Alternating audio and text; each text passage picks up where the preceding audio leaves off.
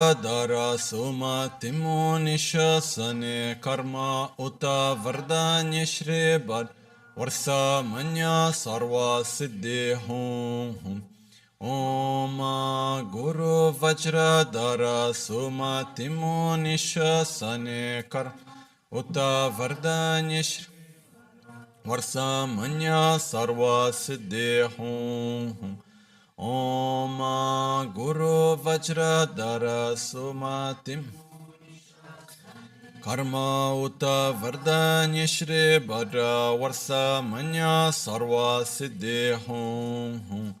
Om Guru Vajra Dara Suma Timunisha Sane Karam Uta Vardanya Shri Bhadra Varsa Manya Sarva Siddhi Hum.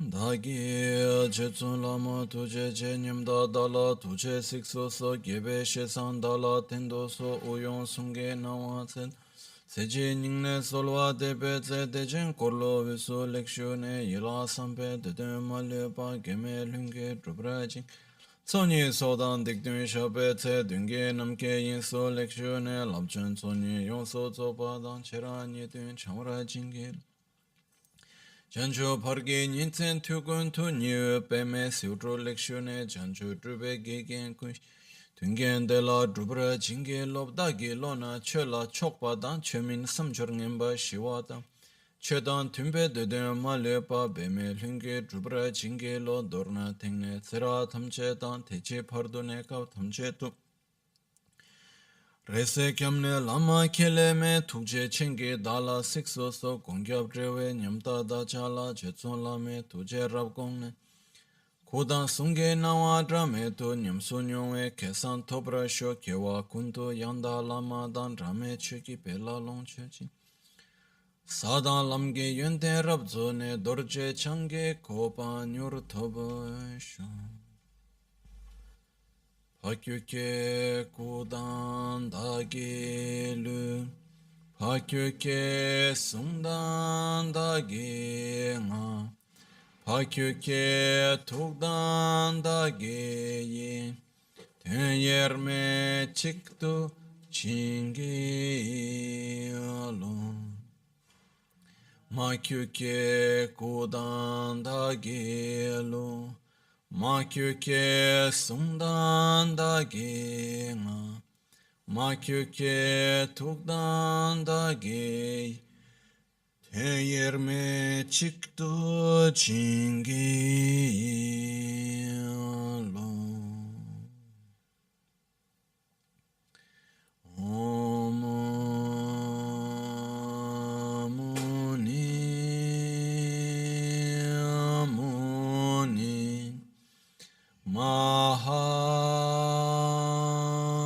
Mahamuni Shakyamuni Swaha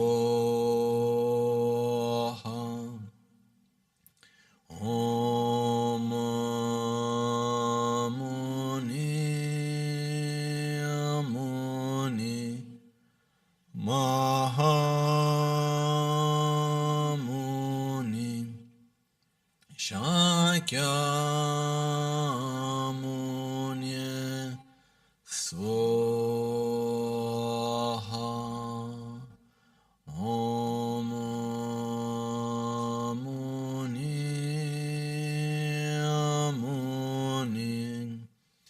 Mahamuni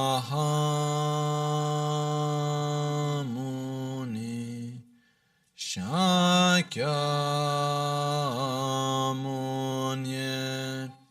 Swaha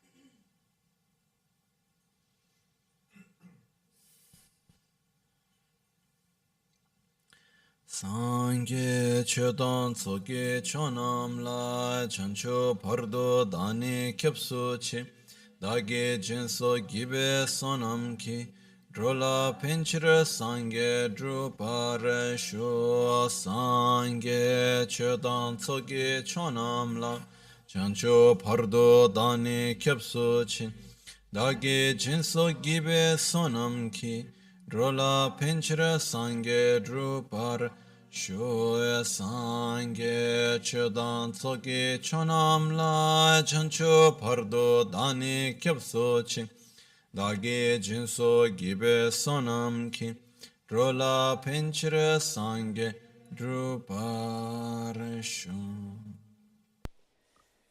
In the Buddha, Dharma, and Sangha, I take refuge until enlightenment. With the practice of generosity and the other perfections, may I obtain Buddhahood for the benefit of all sentient beings.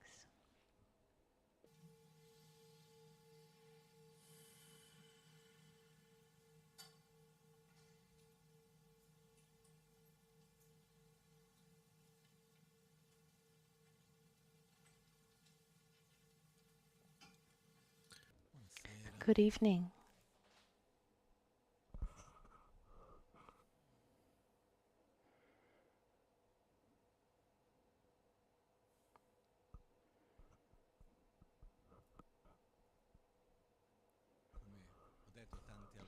As I've said many other times, it's with great pleasure.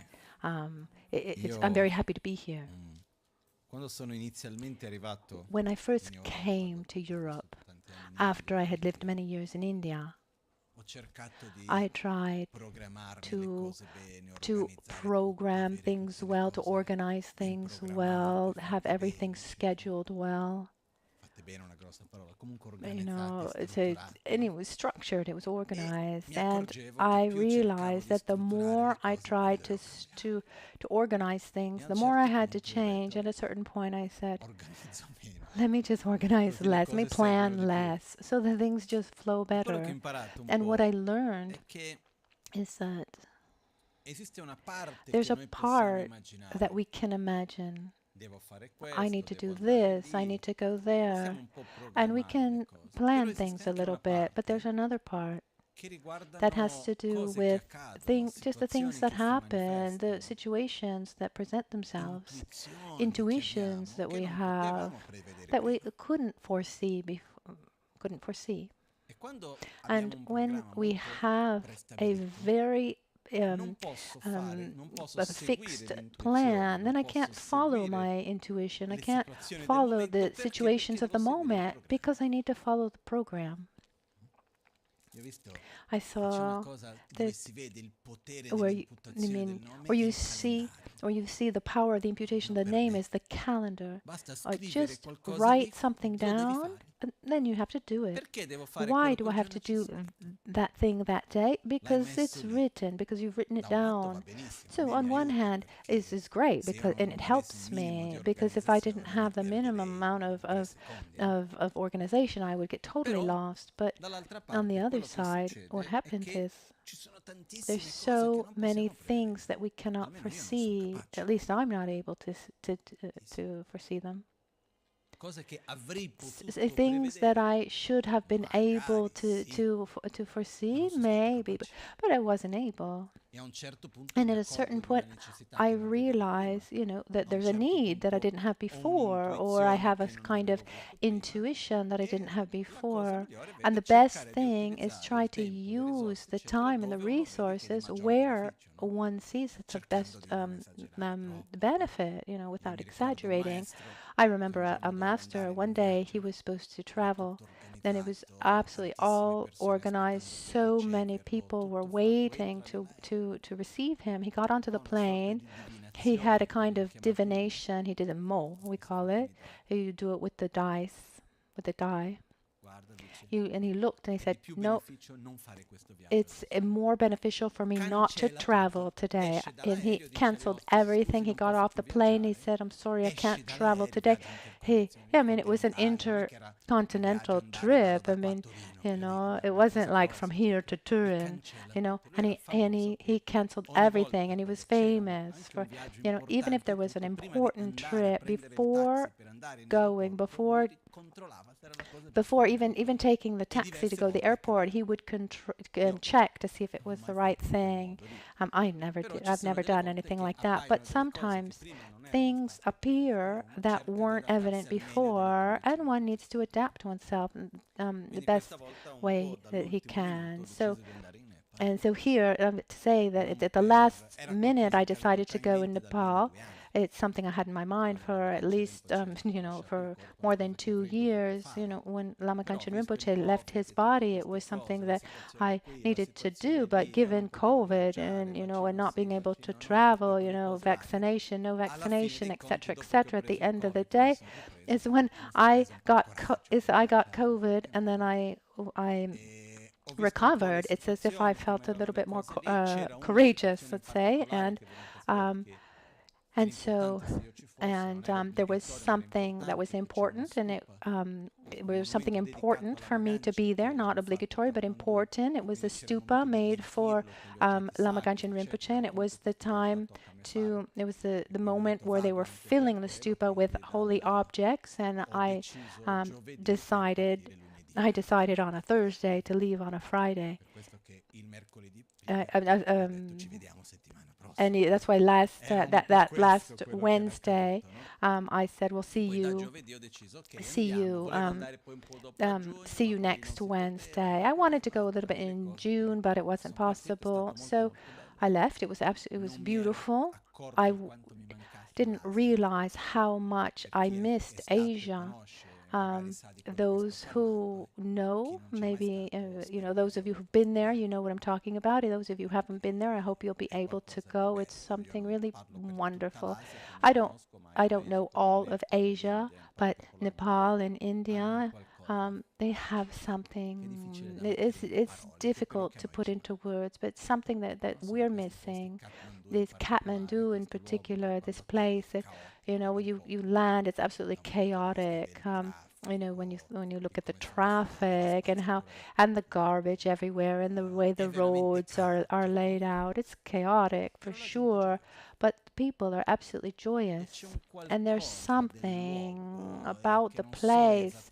I don't know exactly, how to put my finger on it. I mean, there's so many factors put together, but when I go there, I feel particularly joyous, and also, many people I've talked to have this lightness and joy.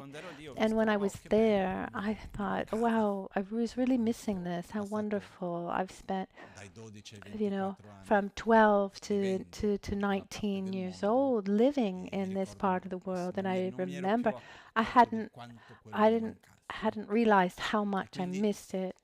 And so this was a beautiful moment for me. And it was like opening the door to start traveling again in Asia. And as soon as it'll be possible, I'll organize a trip for everyone. It's as soon as it's possible, we'll do it. I mean, Nepal is open to everyone. Everyone can go, and Lama Gangchen's house in Kathmandu is open, but let's do something together.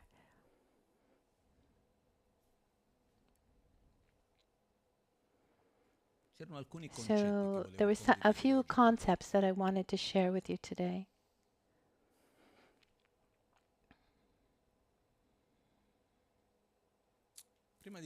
First of all, we have an incredible ability, very strong, to get used to things. And, for better or worse, when there's something that's harmful to us, at the beginning we feel it, but if we keep contact with that thing,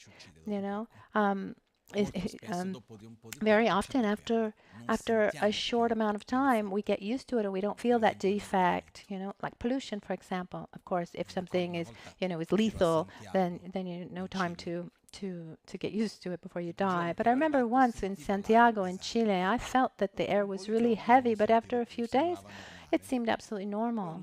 And then one day, we went outside the city. We went into the mountains, and at a certain point, there's Santiago is in a valley, and we get up on this mountain where you could see the valley of the city and the mountains behind it. It seemed like a photograph.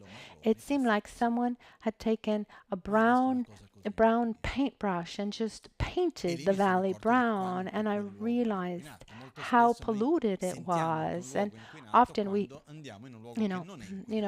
often we can feel how polluted a place is when we go, a non-polluted place. I remember, for example, my father's house in São Paulo. It's very beautiful. It's one of the nicest places, nicest parts of the city. It's quite calm. It's quite green. It's a nice part of the city. But at night, you hear the highway. This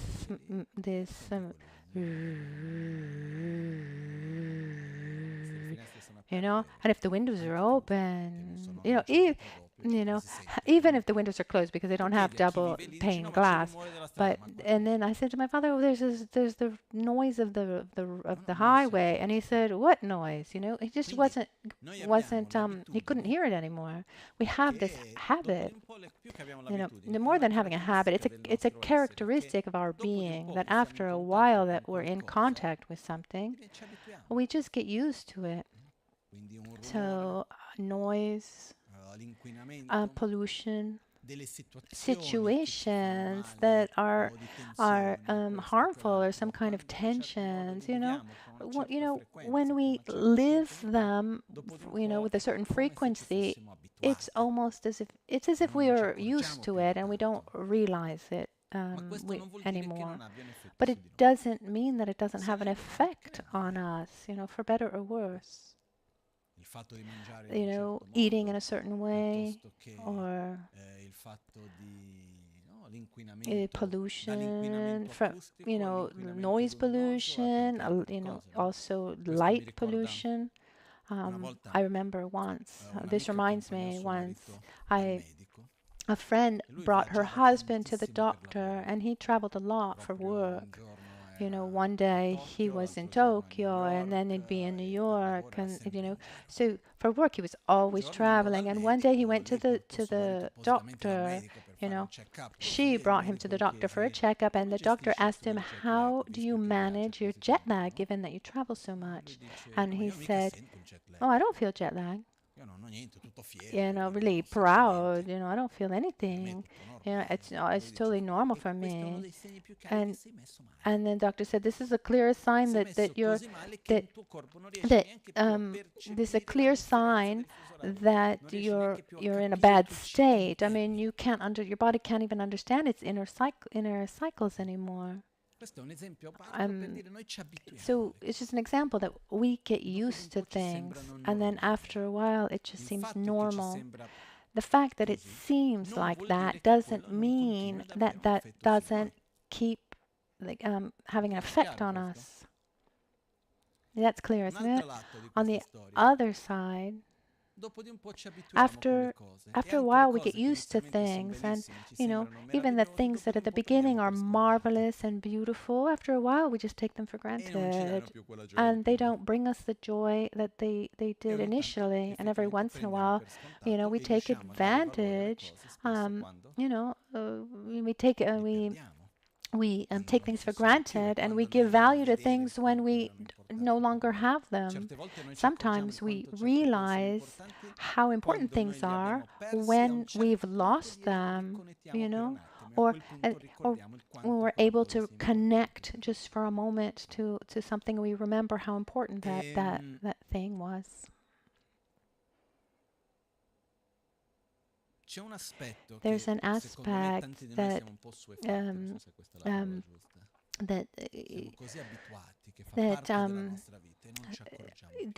I think that there's something that's part of our lives we don't even realize, and it becomes important. It becomes important for us to change context, to get out of our daily existence, go somewhere in a different culture, a different place, get out of this static situation that we're in, to allow ourselves to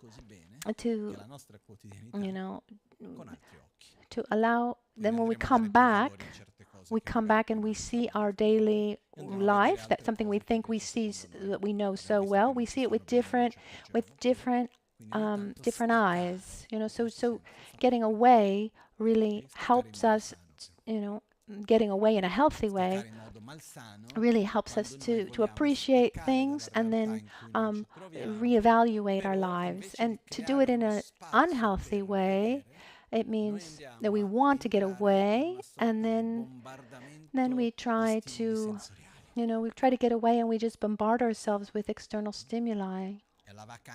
It's like a vacation where you need to be, you need to fill up every single moment of your day, and you need to fill up your five senses with everything. I mean, where's the space to reflect on things when you're absolutely bombarded by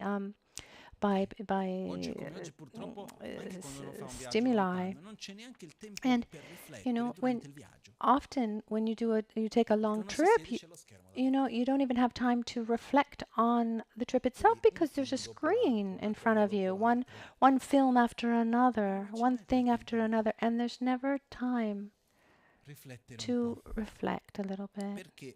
Because something that's very important, and this is just a parenthesis, and then we'll get back to what we're talking about, is to give time and space to ourselves to digest what happens in our lives. Give space to digest, because when something happens, the time that we need to understand it conceptually is different from the time that is necessary to face it emotionally, which requires more time.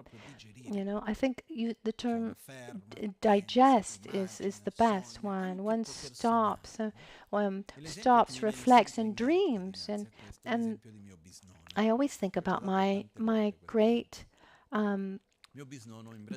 grandfather, who was in Brazil and an engineer. At a certain point, this was at the beginning of the skyscrapers. These were the first skyscrapers in Brazil and also in the United States. And he had this dream of elevators. This was just the beginning, and he saw, okay, what was one of the biggest companies that made elevators in the United States is the Westinghouse, And he said, well, I just have a small company. If I go to Westinghouse and ask them to give me all of their manuals, they're not going to tell me.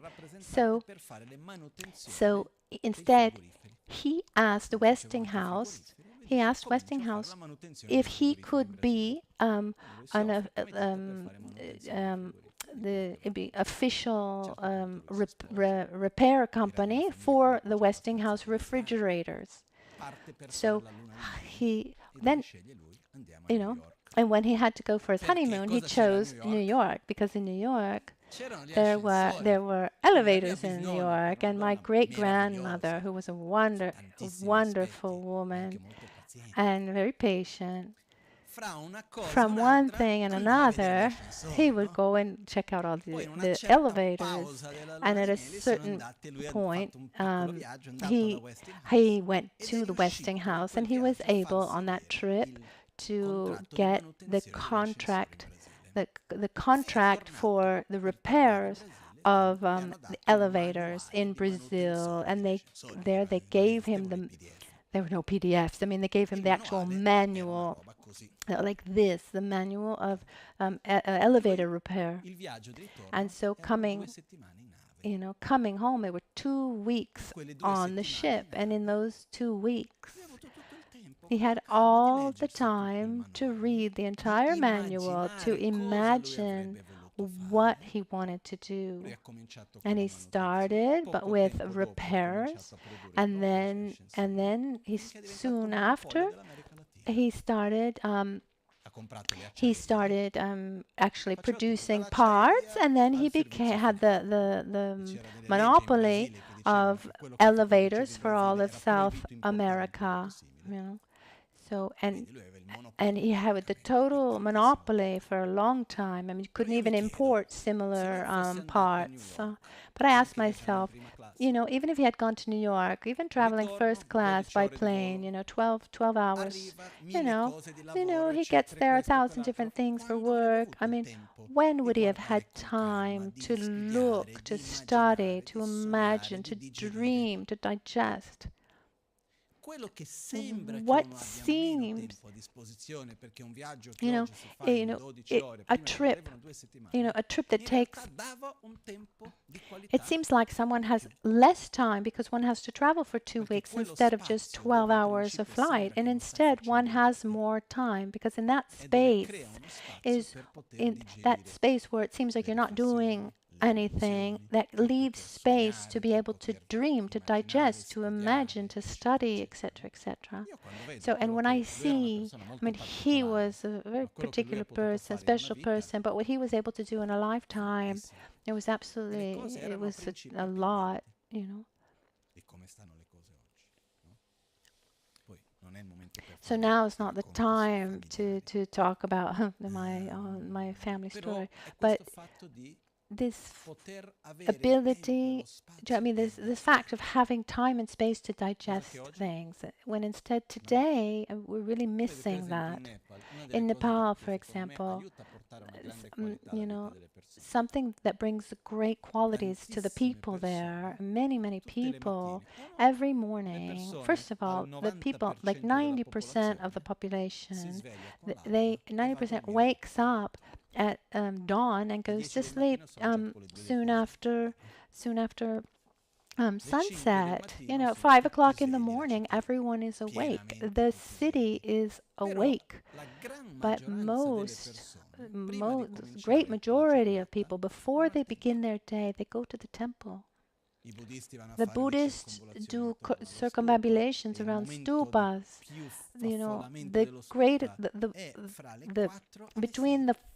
Between 4 and 6 a.m. is when the stupas are the most crowded.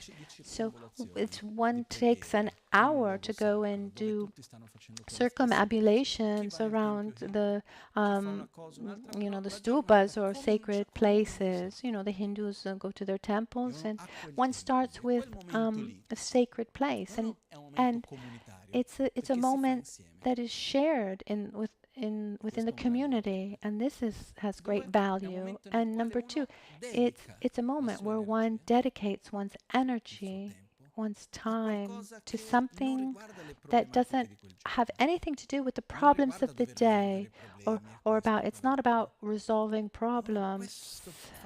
This fact of going and praying helps so many things, even digesting one's own emotions, bringing some emotional stability, which is so important. And and then of course there's also the fact of living harmoniously with the times of the day, was something that we've lost greatly. So creating this space is fundamental, in my opinion. Each one needs to do it, according to the best of his ability. Maybe here in Milan we can start a new habit. At 4 in the morning, we can do circumambulations around the Duomo of Milan. Why not? I remember a friend who lives there, works there, and we've become friends over the years. He sells fabrics, and he works with many seamstresses. His name is, and we were talking about the center and a few people, and he said to me, faster than this, I just can't. People here, he said, I pay my seamstresses more for them to work for a certain level, but when it's a holiday, and in Nepal there is like an infinite number of holidays. Even if I offer to pay 3-5 times more, they won't accept it, because because because holiday is holiday, and you just don't talk about it. In the morning, one goes to the temple, they go to their family, they do what they want to do, and there's nothing that's worth more than that. And they're right to do so. So there are some small things that when we look, we can see that there are many things that we can learn. And among these, there's another aspect that I think is very important. It's gratitude. It's a reflection that I had a little bit before leaving for this trip. It was another. I had gone to Bologna, Cesena, to teach, and a phrase had come to me, which is satisfaction, which is one of the greatest keys for being happy in life, is not the result of obtaining the object of desire. Satisfaction doesn't come by getting your object of desire. Satisfaction comes by giving value to what you already have. So what we often want is satisfaction. We want to feel satisfaction. We want to feel that things are going well, this feeling of fullness. And when that is missing, we look everywhere.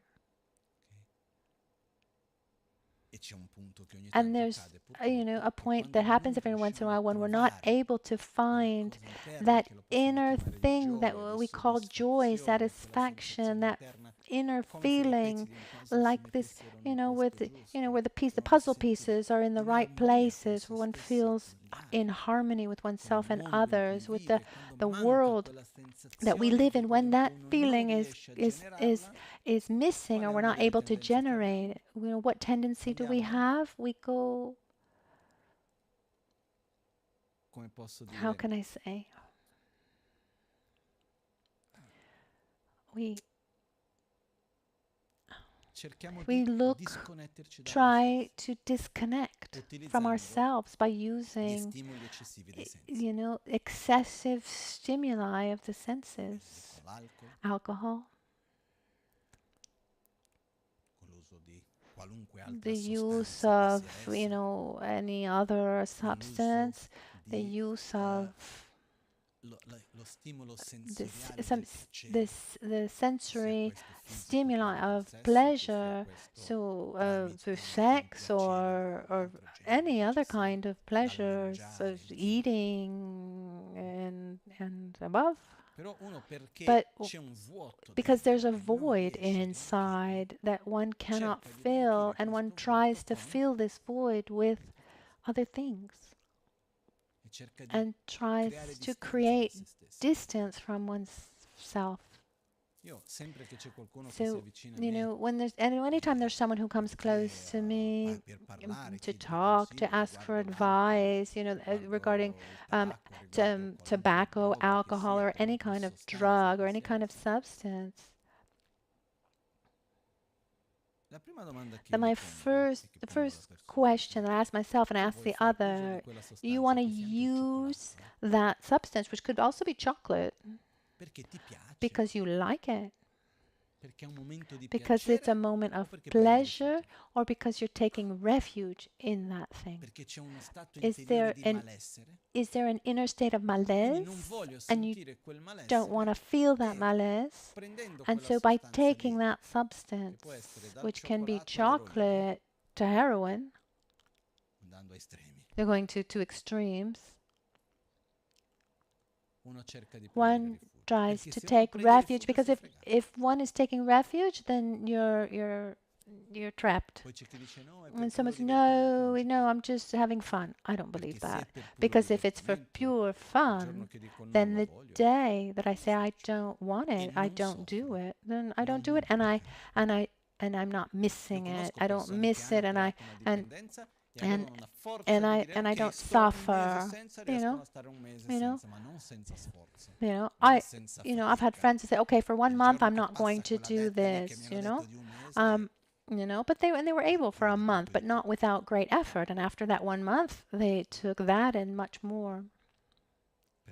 So let's not get into the details of, of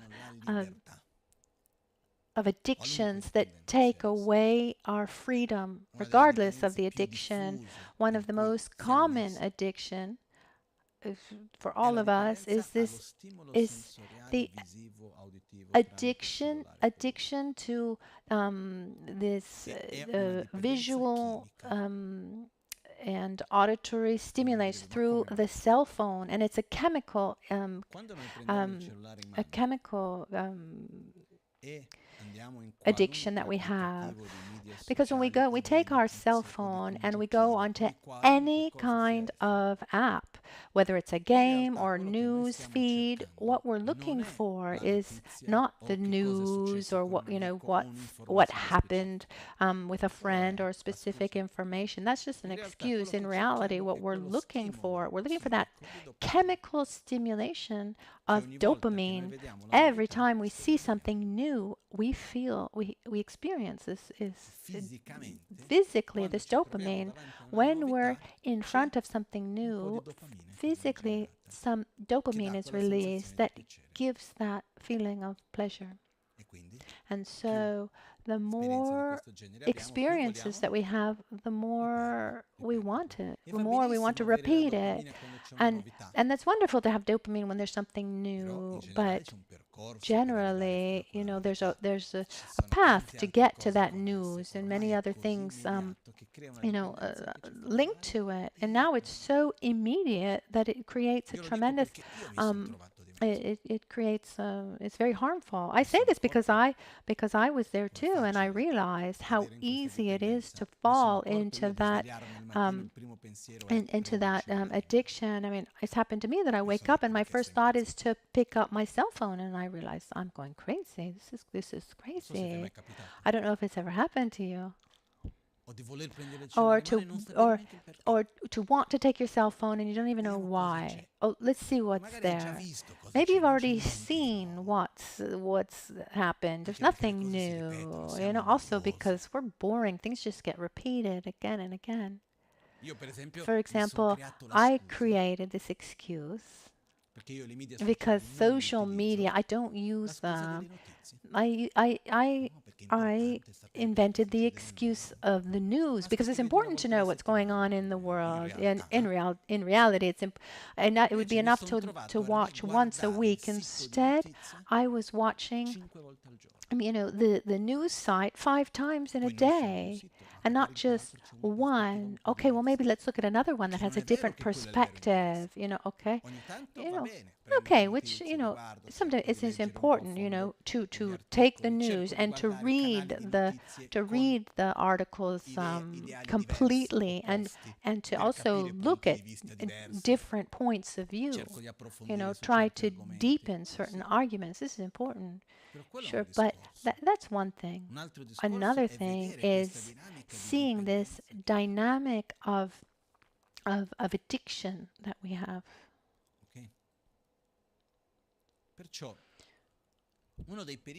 One danger, what is the danger of addictions in general? That they steal our freedom. We, here in this part of the world, we talk about freedom, freedom, freedom. But the real freedom is being able to choose where I want to put my energy, what I want to do, what I don't want to do. And very often we're not free. We're not free because there's something greater than our own will that takes us to this, that, and the other, And it can be the same thing with addiction to alcohol or any other substance. What's another problem of addiction? So addiction creates a weakness in the mind that's very important. The stronger one's addiction is, um, the lower one's self-esteem is. I know that thing's not good for me. I try not to do it, but I'm not able. So I believe less and less in myself. I don't have faith that I can do it. I start knocking myself down. There's another, I'm just going to open and close some parentheses here, close quickly. In the more antique traditions, it's said, and within Tibetan Buddhism, I mean, that when someone has a strong addiction, mostly for alcohol and tobacco, they create a space to be strongly influenced by negative spirits, evil spirits. It's said that there are certain spirits that don't have a gross body that nourish themselves from the energy of people. And the more someone is addicted to alcohol or drugs, the more one is vulnerable to these types of spirits. I've already had I've been able to make people quit tobacco and alcohol with this theory. It's said that that also just the smell attracts these negative influences and attracts the negative influence and and the positive influences go away. But what gives us strength is our own certainty of freedom, where I think that I can choose for myself, go where I want to go, choose for myself. But I can't be slave to jealousy here and fear over there, and this and the addiction here and the addiction there, because they take away my freedom. So it becomes really important for us where we see that we're starting to get into dynamics of addiction, even emotional addictions. Oh, it's great to love someone passionately, but it's not at all good to say, I can't live without you. In Brazil, we say sentir saudade, to feel saudade. I don't know how to translate saudade. People have tried, but it just doesn't work. Melancholy, feel to miss. It's neither one nor the other. I can have a feeling of affection towards someone who's not near me. Say, oh, I would like to be with that person. This kind of affection that comes out. That's good. But this not being able to be far from someone because I'm addicted to that person, that's not good for us. It's not good for us. It's not good for the other person either. Any form of addiction creates weakness. This doesn't mean that there aren't things that aren't good for us. No, of course, if we want to have, we see a benefit in something, we want to have more of that thing. That's fine. But there will be some exceptions. But let's say that addictions create weaknesses, and we need to be careful about this. Among these different forms of, let's call them addictions, I didn't want to talk about it with this term, but it works too. There's this chemical addiction that we talked about, which has to do with this extraordinary large amount of physical stimuli that we receive. You can try, when you get home, for example, find a place in your home to put your phone. You get home, you put your cell phone there. Remember, if you need to send an important message or talk to someone, you have 5 minutes to do so. Then you lo put your riprendete il giorno you dopo. put your phone away and you pick it up the following day. Ok? Io mi ricordo I una volta che remember ero andato in Tibet once dove I c'era had questo gone stesso problema. to Tibet where they have the same L'ultima volta in problem. Tibet, The un last giorno i time in monaci del Tibet, Tashi Lungpa, the il gruppo dei monks monaci lì mi of invitano a cena. Tashilhunpa, they invited me to Andiamo a questo dinner, and ristorante so we perché went to davanti a al restaurant monastero, that's in front of the monastery, c'era un cestino and in there mezzo was dove a tutti avevano basket l'obbligo di mettere il in loro the cellulare middle, dentro. and everyone was obligated to put their cell Il phones in the primo che basket. lo prendesse pagava il conto per The tutti. first one to take the cell phone had to pay the bill for everyone. Ok? Però But provare. try. Ok, lo metto dietro, non Try. lo tocco. Okay, I'm putting my cell phone away. I'm not going to touch it. Ok? E non vado neanche a sostituire, no, apro And WhatsApp nel and computer. I'm not going to open WhatsApp on the computer No, no, either. No. no. No. Ok? Okay? Cerchiamo per un Let's attimo try for di... just a Sai, c'è una cosa della preistoria, si moment. chiamava il Okay? libro di carta. You know, there's something from No? prehistoric times. It's called Prendere a un attimo un libro, paperback. You know, disegnare, take a book, draw, dormire, sleep, un attimino, meditare. meditate. Potrebbe essere una buona That could be opzione anche, also eh? an Però option. fare Do qualcosa che un something attimino that non siamo lì so we're not continuamente con quella quantità di constantly with stimoli che ci bombardano that tutti i we're not giorni. constantly bombarded with Ok? these Sarà faticoso? stimuli. Sì. It'll be difficult, yes, Perché? Perché because viviamo we're dentro una forte we're dipendenza. E living questo è uno in dei a segni più chiari che strong abbiamo una uh, dipendenza, perché è um faticoso stare senza. everything in a strong E cominciano a venire addiction, tutte quelle you cose. know. Ma magari c'è Okay, qualcuno oh, che mi but deve maybe chiamare someone needs to call d'importante, me and it's going e to be c'è questo, important, and e c'è there's this quell'altro, and there's e se io that. non so And questa if I cosa don't che know accadrà this e cosa thing, as succederà. you know, if I don't know this, what's going to happen if I don't get the Va news? tutto bene. Everything's fine. Ok? Perciò So cerchiamo un attimino di let's try to diminuire diminish this. un'altra forma di più o meno Another dipendenza, form of pseudodipendenza, non so esattamente se pseudo utilizzare questo termine o meno, vediamo. pseudo addiction. I È don't know if I un'altra should use cosa this che term or not. è It's abbastanza something complicata. that's quite complicated. Come posso dire? How can I say? Da quando siamo piccoli Since we're small, viviamo in we una live società in a che ci viene fatta society una domanda that asks us a question continuamente. Viene continuously. ripetuta la It's domanda: the cosa vuoi? what do you want? Non so, I don't know. non so quando eravate When you bambini, were se eravate children, abituati che were quando andavate a mangiare when you qualcosa would vi go chiedevano cosa vuoi when you'd mangiare al go ristorante. you know, to a restaurant and they would Io ask oggi vedo you. sempre di più chiedere cosa vuoi. Today, I see more and more E people say, anche "What per do you noi stessi, want?" You know, if even we ask ourselves, per gli altri c'è you know, sempre questa there's cosa di always cosa this, voglio, cosa voglio, what do you, cosa voglio, what, cosa non what do I voglio. want? What do I want? What do Ed è I un don't want? problema What do perché I non è want? mica And it's a facile problem rispondere. because it's not always easy to answer.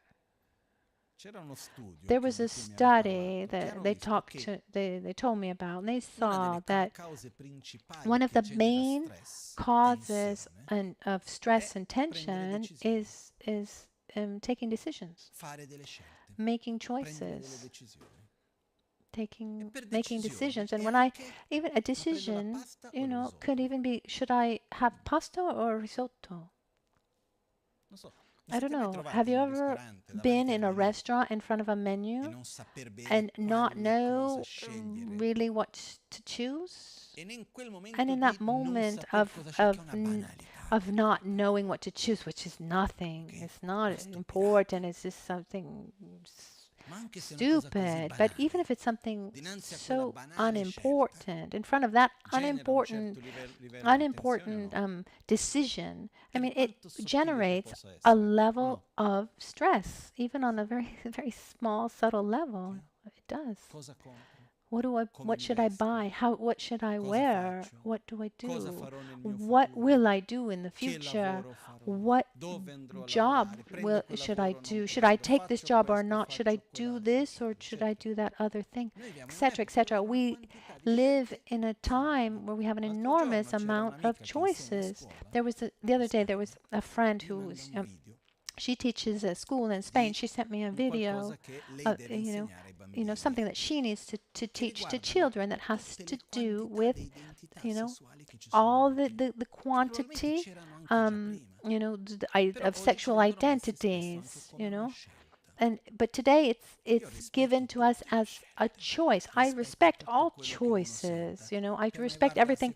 What you know, I respect what people feel, you know. If you, you know, if you, you know, if you live your life with love and gratitude and you are good to yourself and to others, I have a tremendous amount of respect, no judgment. I remember once, many years ago in Brazil, they asked Lama Gangchen what he thought of homosexuality, and he said, homosexuality, homosexual. He answered in English, for me, homosexual means home sex.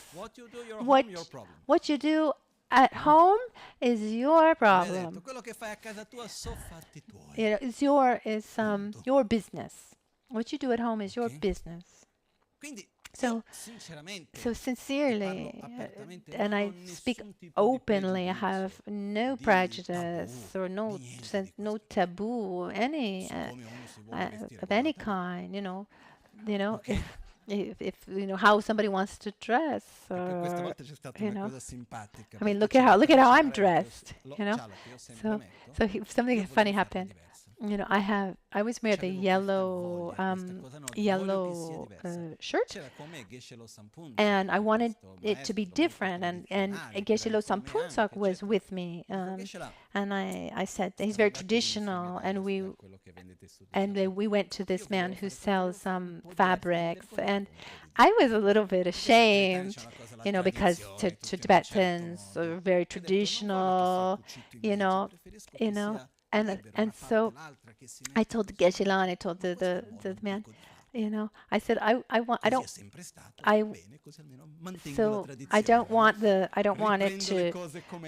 buttons in the front. I want it to be like a kashkar. And then Geshe-la said, oh, that was a traditional way to do. And I said, oh, good, so I can keep the transition. But no, for me, getting back, you know, someone's sexual preference, you know, how people want to dress, how people want to be called. I have a tremendous amount of respect, and I have no preconceived ideas about how someone should or shouldn't do. But I'm sure that the more choices we have, the more choices we need to make, the more stress we're generating for ourselves. Once, you know, one didn't even ask if they were, you know, do I get married or do I not get married? No, you just got married. You know, today that's a question, isn't it? You know, your parents, your grandparents, did they ever ask themselves, should I get married or not? I imagine that they didn't. Now the question is, you know, should I get married or not? Should I get married with a woman or should I get married with a man? Or with both? I don't know. You mean, fine, I have no problem, really, I repeat it, really. But how much inner space are we using up with these choices? Do what you want and be happy. The problem isn't, you know, this specific point. I mean, this is just one aspect among many others. There was a time, you know, where people didn't choose what job that they did. My father did this, and I'm going to do that. No, there wasn't much space, you know. Today we'd say, "Oh, poor guy can't even choose what job," you know. You know. Instead, here I am with 25 different possibilities, but they're all tiresome. Oh no, but that job is difficult, and I don't like that aspect. I know I need to study so much for that, or there's this job. You know, I need to be somewhere where it's hot, or there's so many hours I need to spend working. In the meantime, life goes on, and that moment of energy that where one has to study and grow, because that advantage at 25 years old, neurologically speaking, we start aging. I mean, the brain finishes its growth. At 25, and when we're young, there's an energy that's no longer there. I don't know if you remember. I remember now I'm 40, and I see the difference. The mental clarity, this ability to learn new things, the flexibility that we have. And what happens is if we spend so much time on maybe this, maybe that, or this is good life for this reason, that for that reason, but life, time goes by, and and then at a certain point we'll realize that we can't make that choice anymore, but we'll have only the option that's left. I'm sorry if I'm so direct, because some things at a certain point we won't have the abilities to prepare ourselves for it, or we won't have the time to create experience or the habit. In life, one thing, ways lead to ways. And then I'll have to do that thing.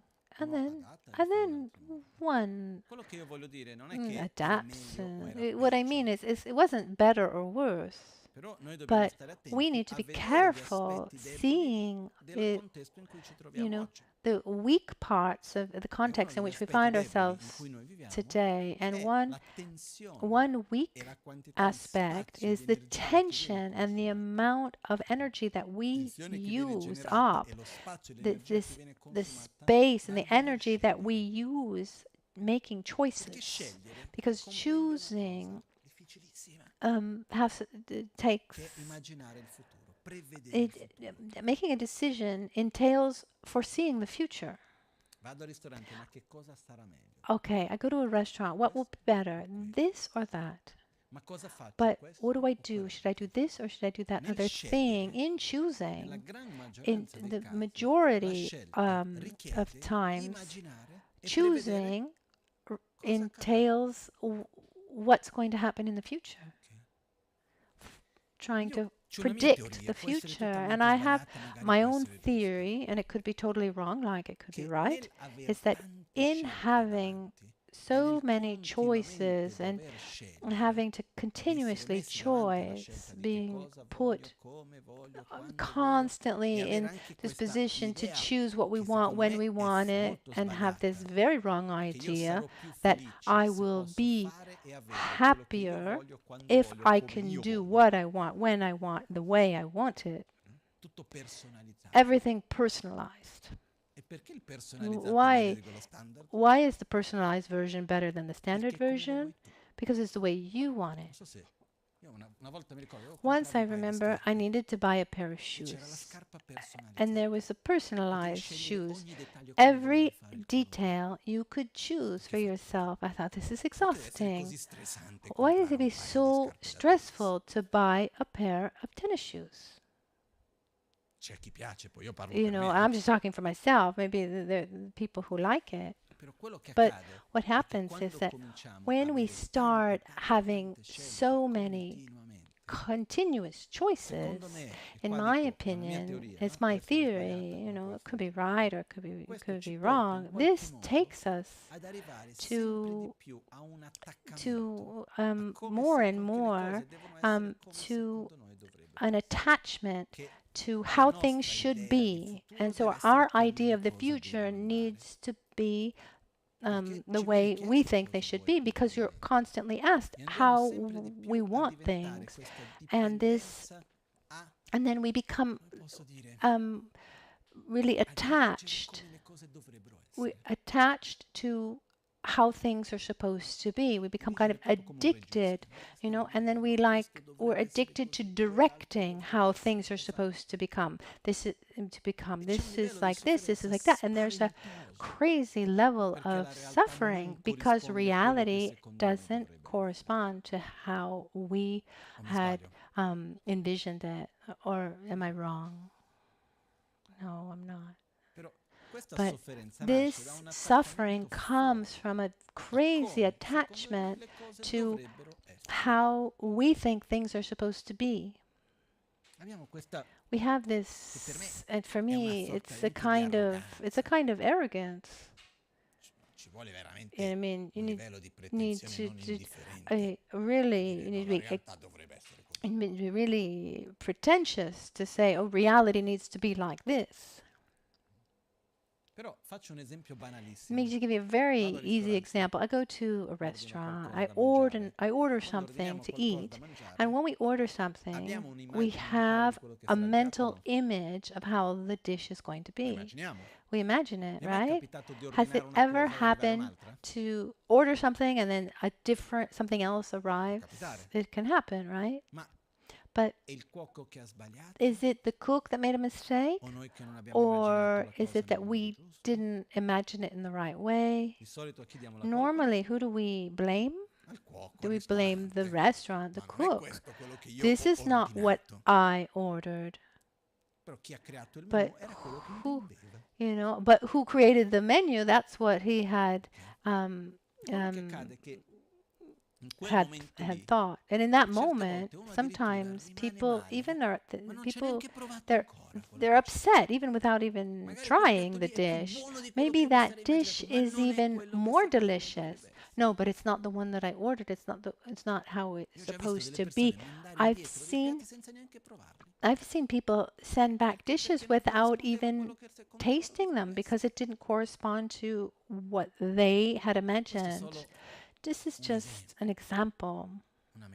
This is a kind of metaphor to say we grasp to our idea of how people should be, situations, how the situations should be, how the places should be, etc., etc. And in front of that, we're attached to that idea. And we spend an enormous amount of our life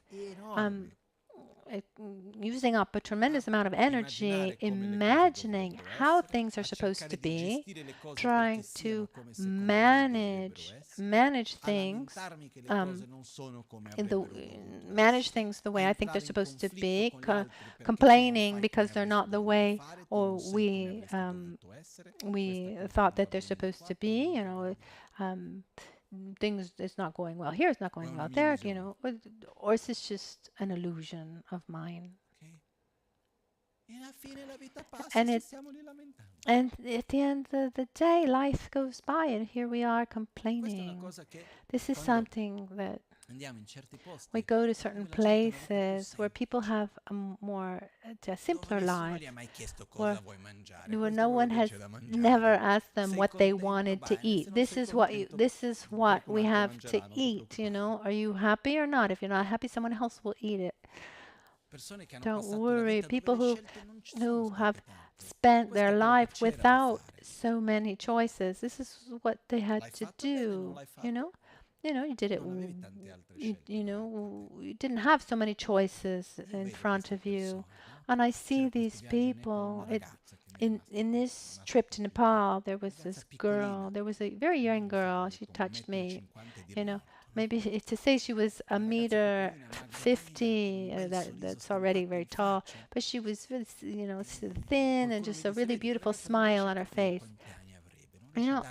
And you're not able. I don't know how how old she was, and she was always smiling.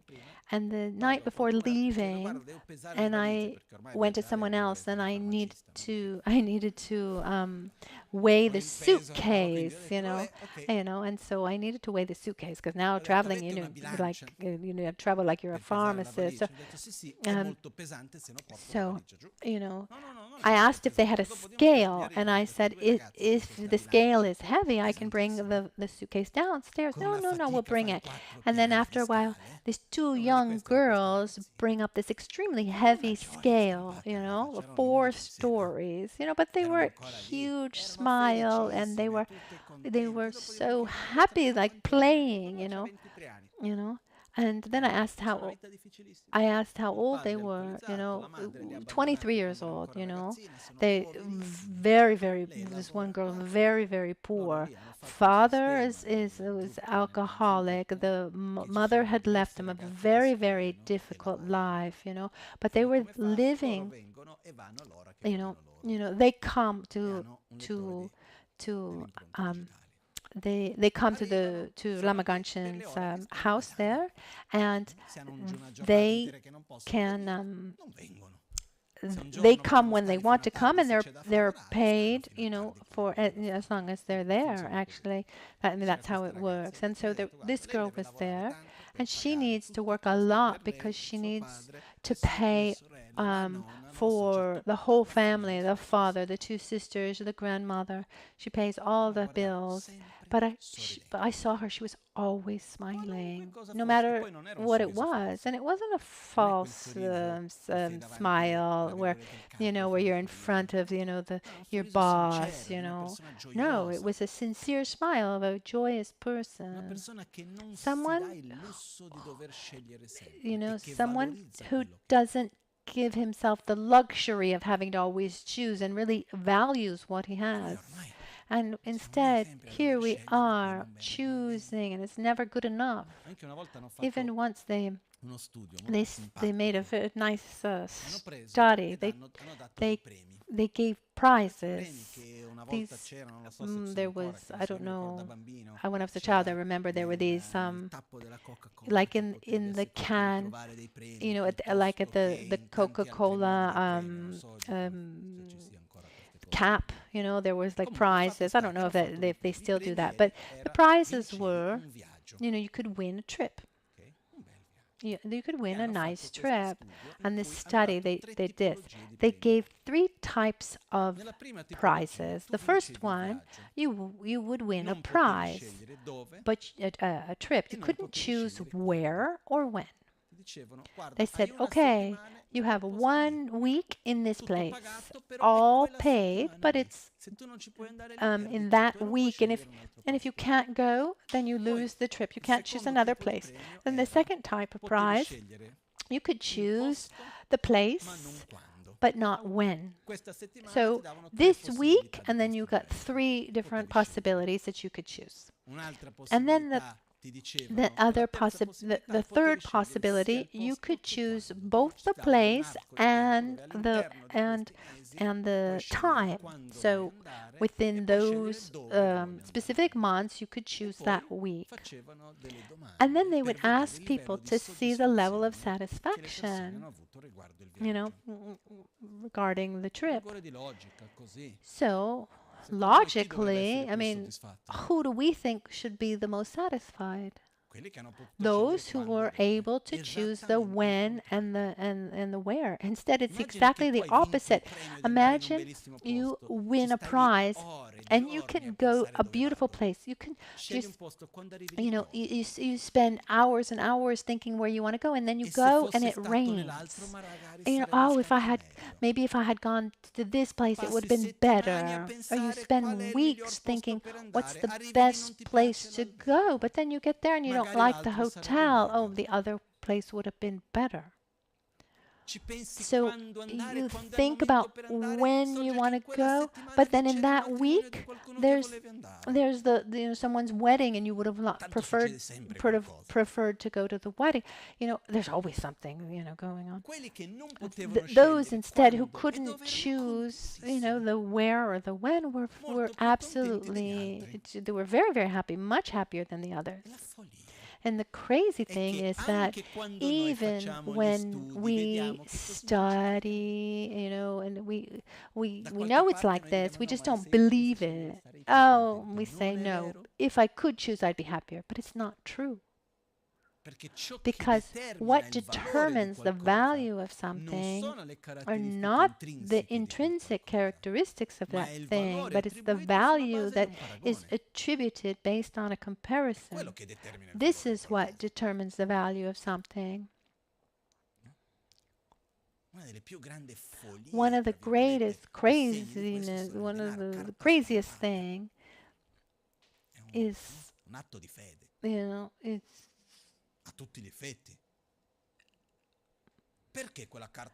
is money. Just this is, I mean, this is like blind faith. Why does that bill, money, this printed paper, have value? Once in India, something crazy happened. The government, to cut the black market of the money, at 8 o'clock at night, they declared that by midnight, let's say in Italy, it would be like for all bills at 20 euros or more, they wouldn't have any value, and then you had a very short amount of time to bring your money, those bills, to the bank, and you could 1,500 you could put into the bank without justifying where you got the money. Instead, anything above that small amount of money, then you had to justify where you got that money, in the cash, which was the equivalent of 1,500 euros. There were literally rivers and rivers of bills thrown away because people weren't able to justify. I mean, total chaos, but it was just one. With one hand, the government was able to cut this black market of cash, But let's say, so at a certain point, one says that piece of that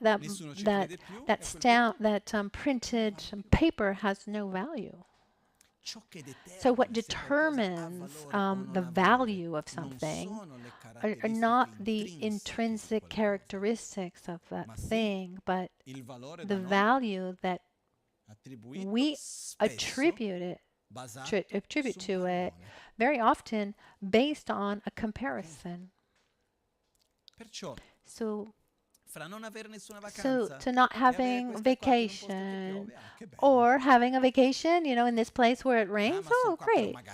Okay, well, no, I'm here, but maybe the other place would have been better, so I can say, no, here is worse. So what makes us happy?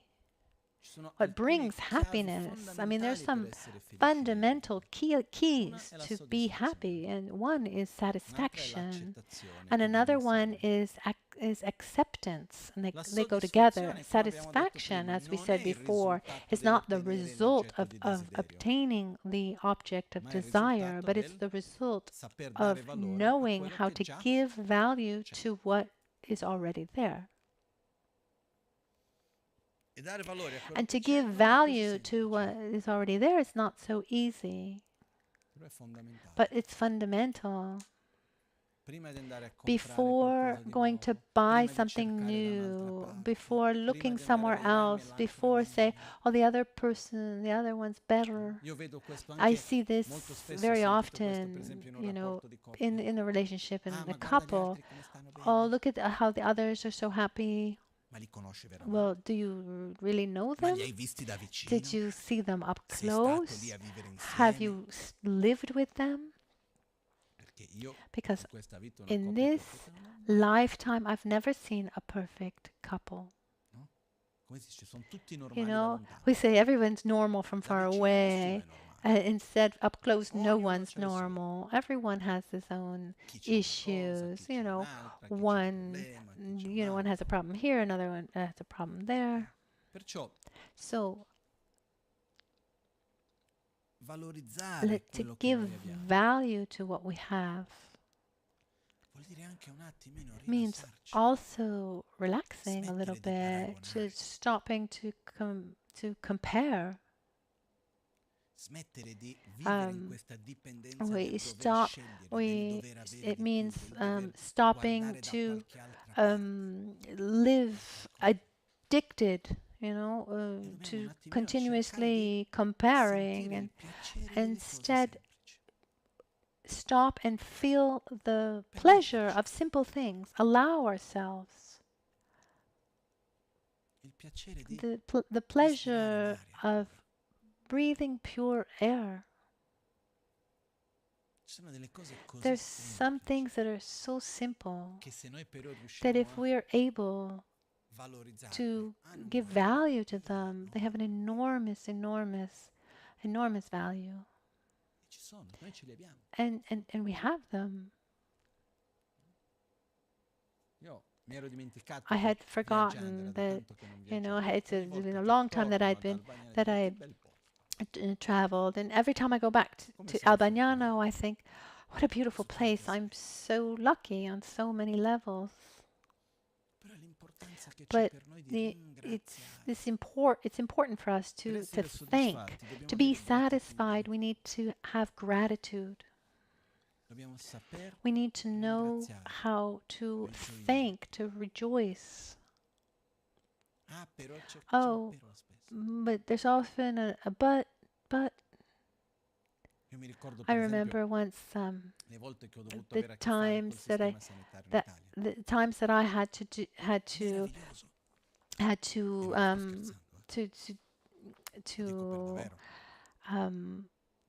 be involved with the Italian healthcare system, and it's wonderful, and I'm not kidding. I've seen other countries. Is it perfect? No, but it's marvelous. There's so many wonderful aspects that I've never seen anywhere else. Oh, but in Kuwait, I have a friend who lives in Kuwait. In Kuwait, if you get sick, you can choose the doctor, the clinic, and the government will pay for it. How many people live in Kuwait? I mean, how rich is Kuwait? But beyond that, if someone, when you compare, you can always say, but instead, if you give value to what you have without putting that but, it's true that we have a good healthcare system, but there's this problem, there's that, and it's this. We're addicted to complaining, as if one can't relax unless it complains. Needs to always find something to complain about. And it's okay to see weak points, to see what doesn't go well from our point of view.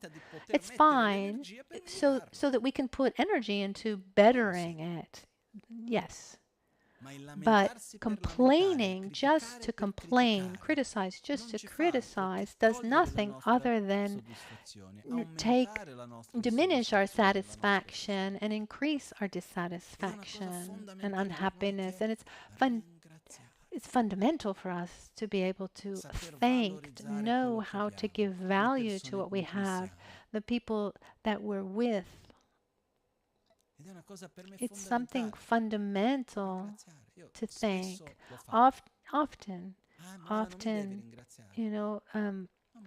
Often I do it, and people say, "Oh, Lama, you don't need to thank me." I don't do it because I feel indebted to you. I'm just showing I'm showing my happiness, my gratitude, and it's good for me to thank. You know, maybe for you it's not so good. Maybe it's better that I don't thank you because then people start to feel a little full of themselves. But for me, it's good for me. And then you know, if I always thank and the one day I don't thank, people think, okay, well, what was wrong? What went wrong? No, but for me, it's good for me to thank because I need to give value to what I have. Otherwise, it'll never be enough. Let's say how things are. The great majority of us, I mean, most of us, we have what we need to be well, but in spite of that, it's not enough because of this, because of that. There's a Tibetan saying, proverb, "Duba Trungya." Duba. You can translate it like to survey the desires of someone. So imagine someone who's there, imagine you're looking at someone, and as soon as that person has a wish, that wish is realized. So if I'm surveying your desire, as soon as I see something, I immediately try to get that thing for you. So it's very bad to try to survey someone's desires, wishes. Because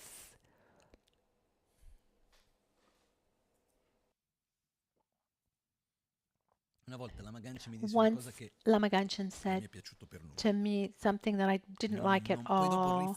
And then when I reflected on it, he was right. But at the time, I didn't like it. There was a particular situation, and Rinpoche said to me, "Do make it so that person, make it so that person has this illusion that that thing is going to happen." Yeah, but I knew it wasn't going to happen. I felt like I was cheating that person. And he said, "No, you're doing like this, then the person will do something." I wasn't able to do it. I mean, I have my way of being. I just wasn't able to do one thing while thinking another. I'm just not able. Even if I see that it's beneficial for you, there's this basis of transparency on my side. It's really difficult for me. But he was right. Because if I still have, in it, maybe illusion, it's not the best word, in Spanish, is tener ilusión is more linked to having. It's kind of linked to a hope, to have an illusion, and I believe that it's going to happen. There's this idea.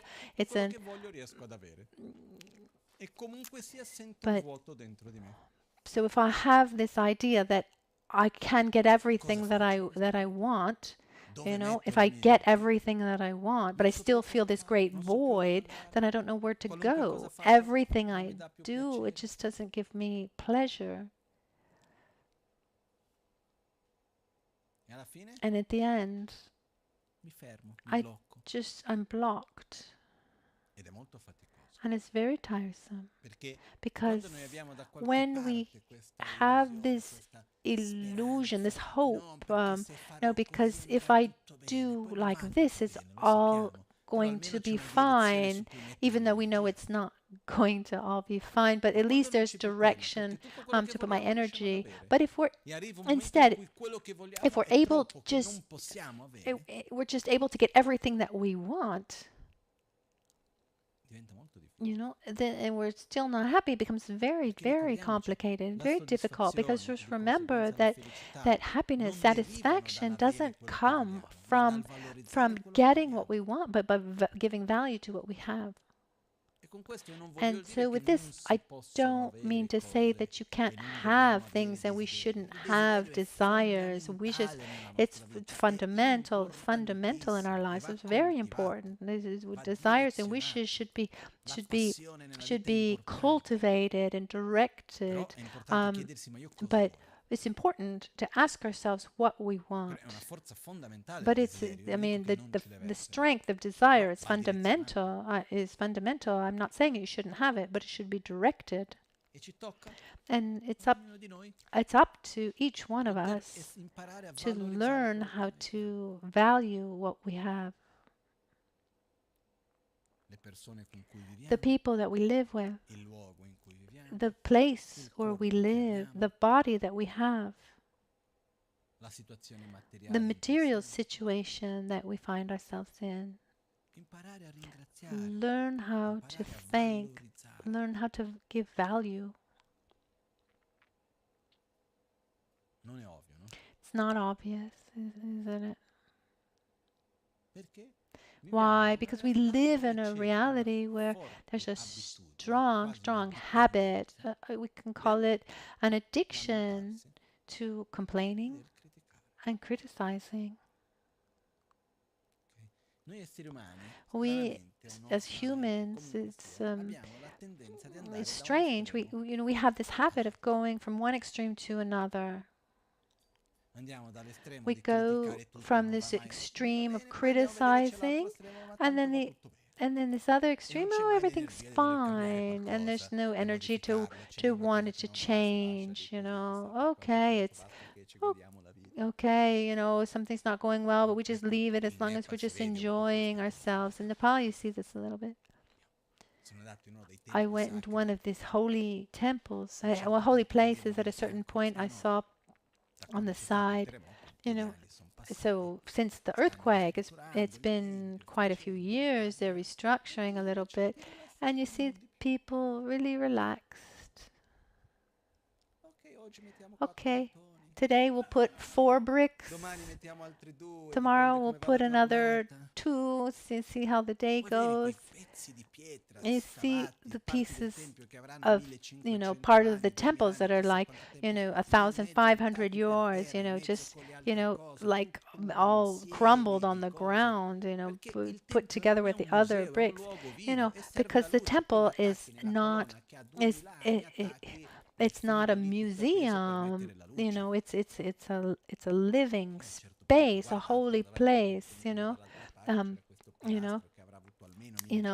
So at a certain point I saw there was this column that was about 1,500 years old, and they had used it to attach like all the lamps and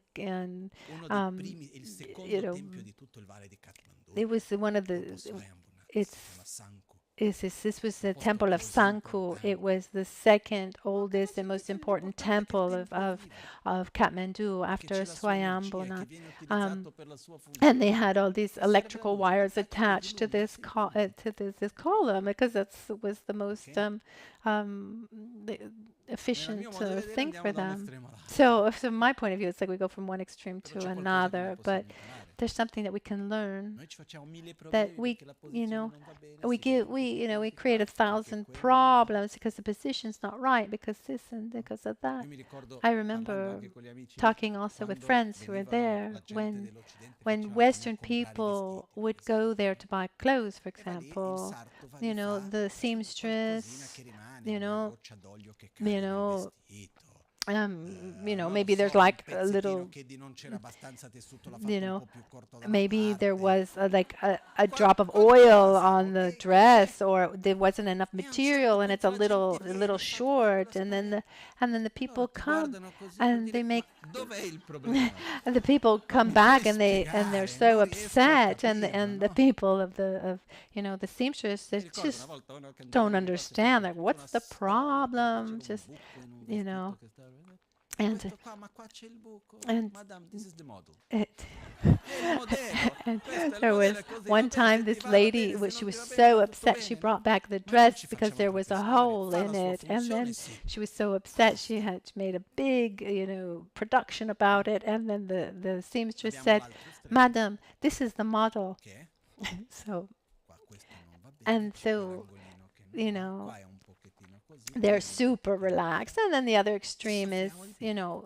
like this isn't right and Mhm. this little corner is not right, and we Soffriamo suffer di più. more. I mean, at the end of the day, we suffer Perciò more.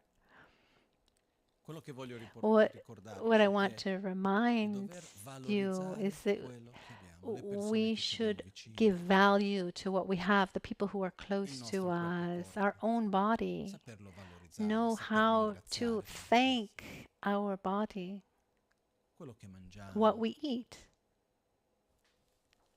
il luogo in cui ci troviamo, the place quelli where che we prendono are, cura di noi, those who take care of us, ogni cosa, saper dare valore everything. alle Know cose, how to value, ricordare questo, ringiovire, remember, ringraziare, rejoice, thank. altrimenti entriamo in questo Otherwise, we loop di get into this insoddisfazione loop of continuo continuous dissatisfaction e cercare di and connetterci try di to più con le cose più semplici.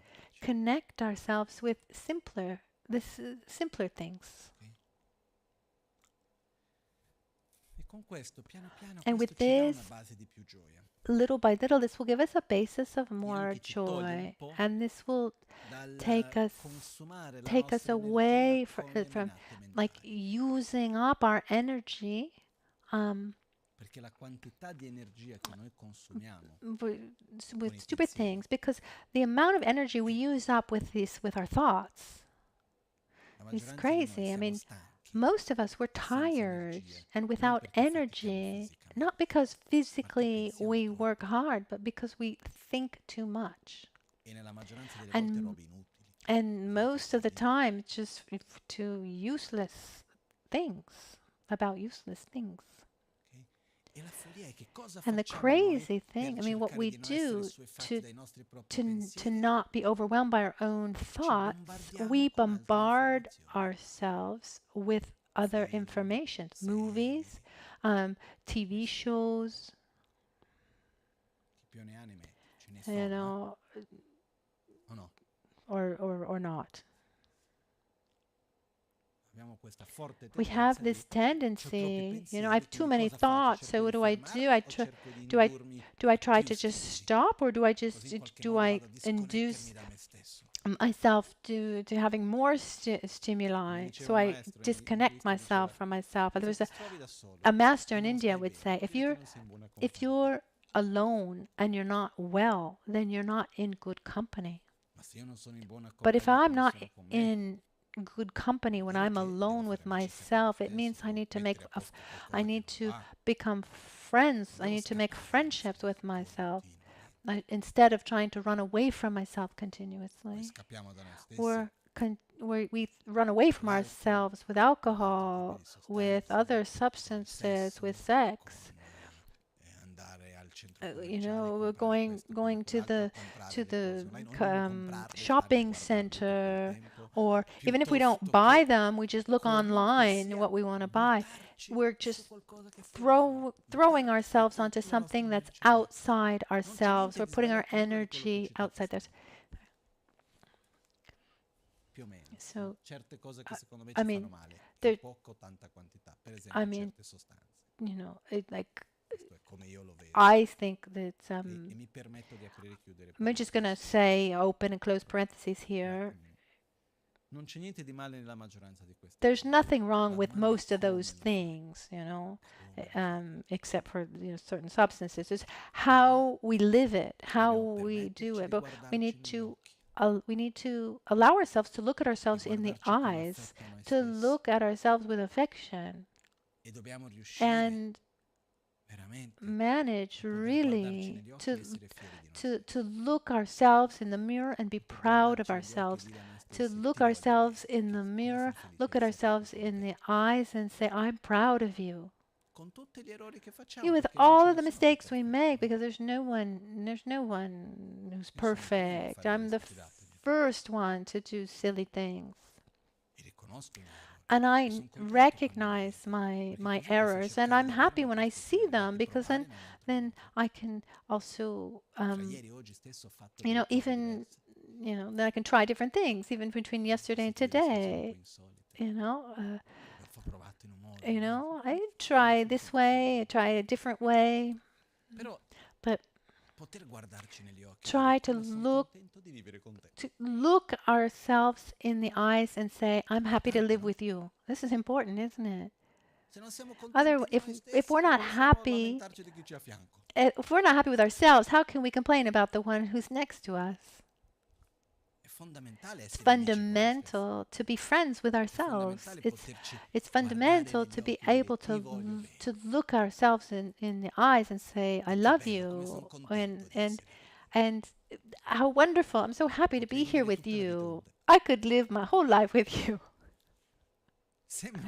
It seems like a joke, but it's not. Imagine, imagine looking yourself in the eye and say, "No, no, no, no. I don't want to live my whole life with you. Let's cut it short." It'd be hard, but it's not that obvious, and it's something that we need to be affectionate with ourselves. We need to love ourselves, and this allows us to value others and to love others and give value to what's around us, other people, the situations that we live, and thank for what we have. Be thankful for what we have. And the parentheses I wanted to say before, I'm going to do it, even if it won't please everybody.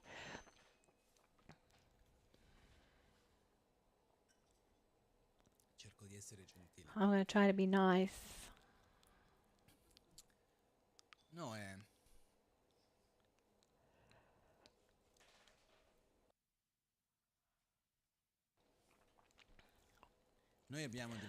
We have different levels of consciousness. There's certain levels of consciousness that are more conceptual, others have more to do with our sensory perceptions. There are other levels related to our intuitions and deeper imprints, etc. Our senses are connected directly to our mind, and certain situations and places or substances are able to induce different kinds of experiences. There are certain substances can alter our sensory experience. Some substances that show us, they show us a different way of perceiving things.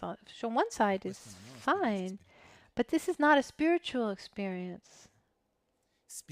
Spiritual, when I say, what is spiritual? Spiritual is something that helps us transform the deeper aspects of ourselves. And instead, that experience isn't that. I have my, if I take a substance to enter into a kind of state of consciousness, no matter how beautiful it is, and then after to regenerate that state of consciousness, I need to take that substance again. That's the easiest way, isn't it?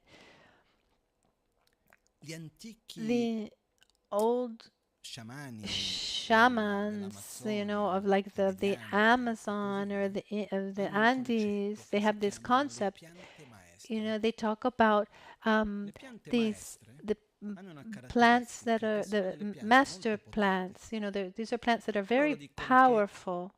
And it was explained to me by someone who had studied deeply. These, they say that these plants, that if they are abused, they actually go against the one who abused them,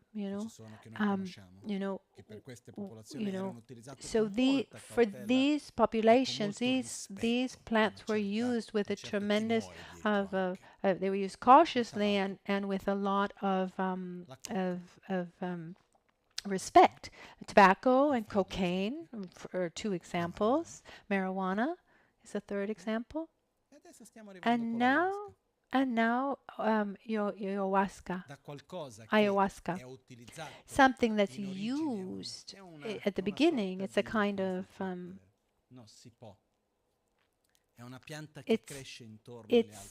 it's a vine. It's a vine in the Amazonia. And unfortunately, I say it because it's something that's coming more and more to the West. I mean, here in Europe, and for those who lived in the Amazon, what would happen if you're living a moment of great difficulty and you need something, the shaman, he would mix up herbs specific to your needs, and he will guide you on this experience. You drink this concoction, and you walk together through this experience, and it's something you do very few times in your life. For those who are actually of the place. And instead, the Western world now, they're, maybe every 15 days will, take a trip. And there are many people think that they are following a spiritual experience. And those of you who know me, you know that I don't criticize, but there are people that I know well who there are people I know well, and from my point of view, are really harming themselves, and I really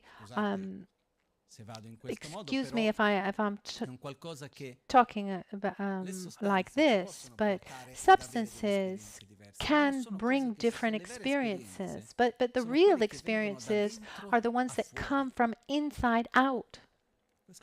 This is important to remember.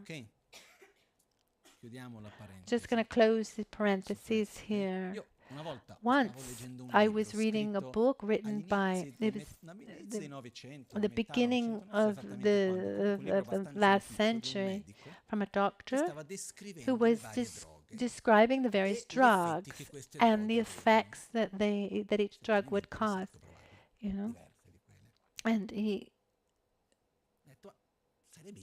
and I thought it would be interesting to try to see how my mind would react. I'm curious. And then I said to myself, the most precious thing that I have is my mental stability. I'm not going to risk that for anything. I'm not going to get at all close. Also because, our balance is not easy to maintain. I saw just for myself, it's just a little bit of COVID. A little bit of COVID made my memory go a little bit. Now it's coming back, but our balance is precarious. So let's not play around. So getting back to us.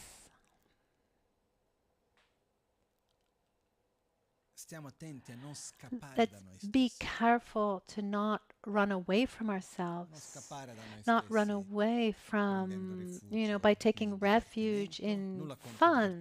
Nothing wrong with having fun, but taking refuge in fun means I need to have fun when I'm not well. I take refuge in sensory pleasures or any kind of substance.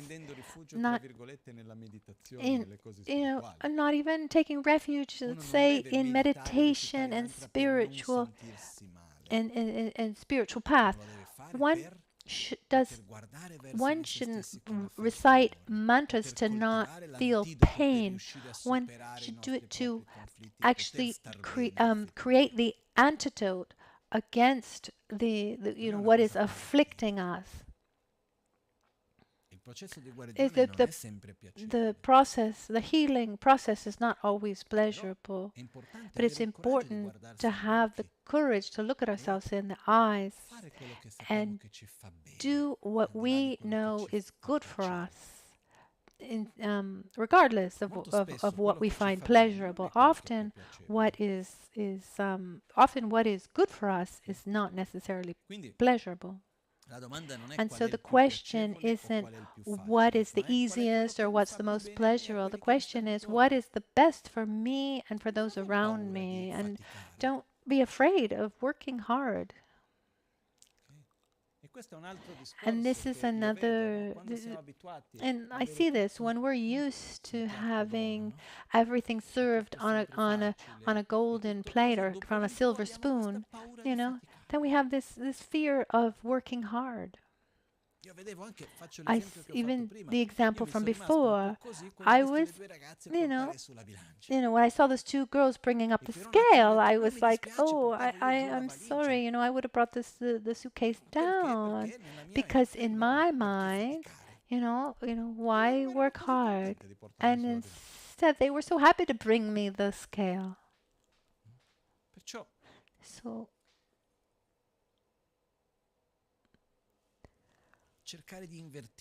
let's try to invert this law of minimum effort, maximum comfort, because in our daily life, the energy that we have is limited. Our life is short.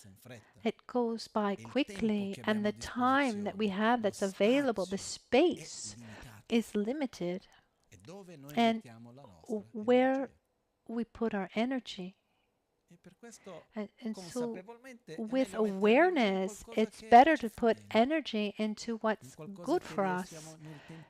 That, is something that over time helps us construct something good. So put energy into thanking, put energy into being present in the present moment, in diminishing this addiction, this addiction to external stimuli and objects like our cell phones. Put effort into looking at yourself in the eyes and saying, I'm so happy to live here with you, and we should learn also to accept ourselves, and there we put energy into solutions where there are problems with affection. I'm far from being perfect, and if I were to start by making a list of my self-criticisms, it'd be very long. People say, "Oh no, Lama, what do you think?" No, I know myself. I can make a very long list. So the fact that there are things the fact that I see things that are not perfect in me doesn't mean that I can't accept myself. Accepting myself means I'm happy. I'm happy with myself, but I want to be better, and I'll put my energy in growing to be able to give more. And this is up to each one of us, each one to his own capacity, ability. Let's not let life just pass by. And don't put too much pressure on ourselves either, because you should know also how to relax, to rejoice for the simple things that we have, and as we said before, create time to be able to digest things. It's something strange, but I just imagine that since we started creating this monetary culture, we give value to what generates money, and what doesn't generate money is not valued. For example, the housework of the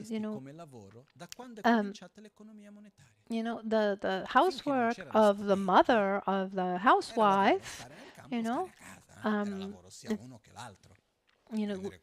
that was not given much value once money became key to society. As for before, working at home, working in the field, that was one's job. But it's things, and so now, today, we have this idea that things are worthy, what has value must generate money. Instead, we need to try to give value to, maybe I'm not working, maybe I'm not earning money, and maybe it seems like I'm wasting time. And instead, no, I'm investing my space, I'm investing my energy, my time, because if we're not able to thank, if we're not giving value to what we have, then we'll not, you know, you know, and if we're not able to let go of this grasp that we have, of this attachment we have on how we think things should be, then we're never going to be able to relax. This is a little bit, there's just some points that I wanted to share with you, to bring to you today, because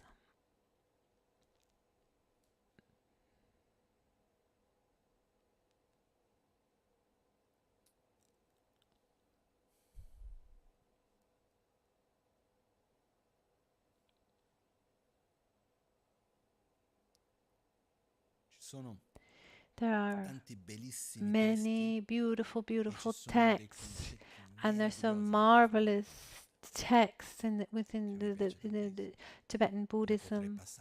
I could spend in days and months just talking about them and getting into all the details. But I see that, at the end of the day, if we're here, I could explain to you, okay, today we're going to have a lesson on bodhicitta, the definition of bodhicitta. In tibetano, adesso facciamo la traduzione. Ok? La bodhicitta, detta mente dell'illuminazione, vuol dire it's the mind that's dedicated to the benefit of all beings and desires the ultimate state of enlightenment. And so between the mind of the conduct, or I can now that's the whole definition. Now let's look at the classification. There's the bodhicitta as the pastor, etc. And then there are other 22 types of bodhicitta, and then we can look at each one. Let's take the old, the antique texts and look at the definitions. That we memorize the definition, the classifications. We give examples. It's beautiful. I'm sure that only 3 people would stay, but that's not what's important to me. Because if I believed if I really thought that would be the most beneficial thing to do, then I do it. I mean, and I think it's very, very important, very beautiful. But how do I apply all of this to my life? Because many of us, we need something that comes even before that. How can I generate the intention to generate the mind of bodhicitta for the benefit of all beings if I'm not able to love myself, if I don't even know what I want in my life, if I don't know what happiness is for me?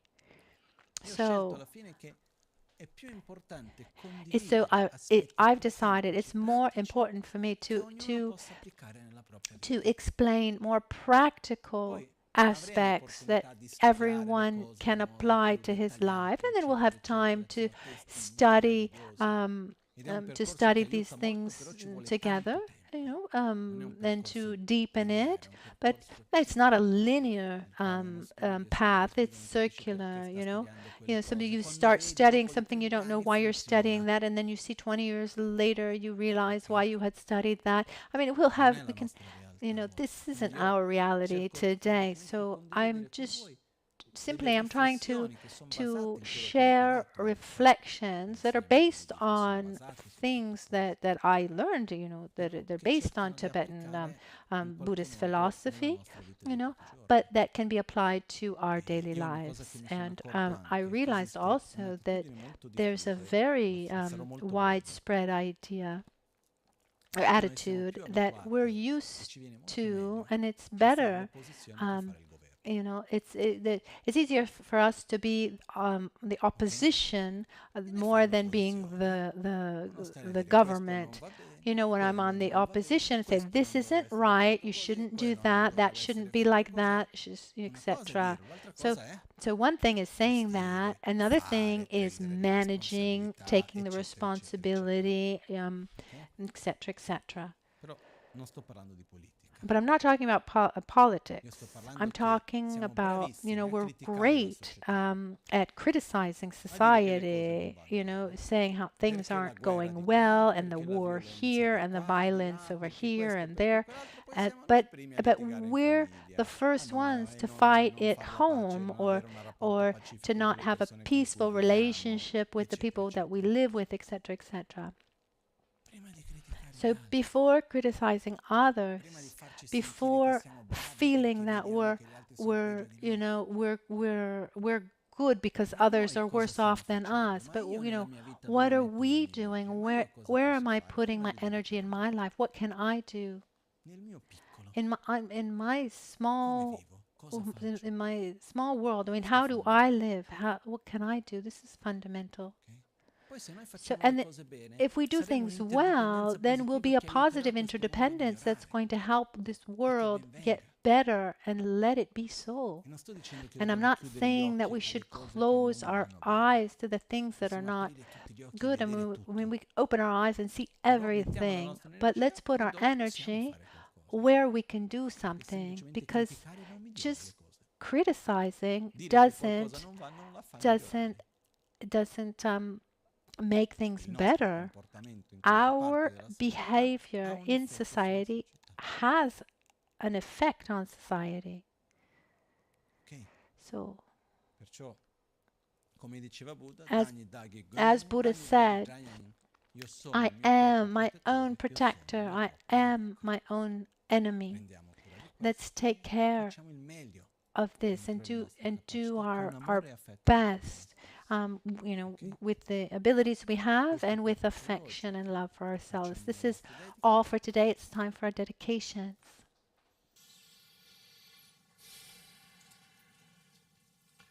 Jetsu alame kutse rapten chi nam karatin le chokchur ge padang losan tempe drume sasum ki drove minsela takto ne gyur chi kewa kunto yanda lama dang dralme cheki pela longche ching sada lamge yunten rabzo ne Dorje change kopa nyur tobe sho nimo dele tsendele nime kuyan dele ninsen takto delekpe kuncho sumke chingelo kuncho sumke ngodrubo tsol kuncho sumke trashishon. At dawn or at dusk, at night or midday, may the three jewels grant us their blessings. May they help us to achieve all realizations and sprinkle the path of our lives with various signs of auspiciousness. Tashidele. Thank you, everyone.